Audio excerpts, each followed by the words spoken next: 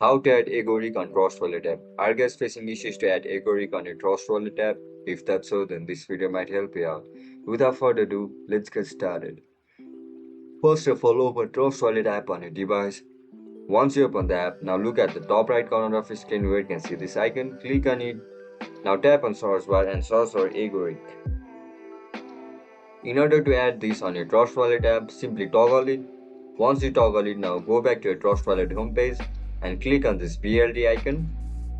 Now tap on receipt button. With the help of this QR code and wallet address, you can receive BLD coin from different crypto wallets. And that's it guys, that's how we're gonna add Agoric on your Trust Wallet app. If you guys found this video helpful, don't forget to like, share and subscribe to our channel. See you in the next one. Bye bye.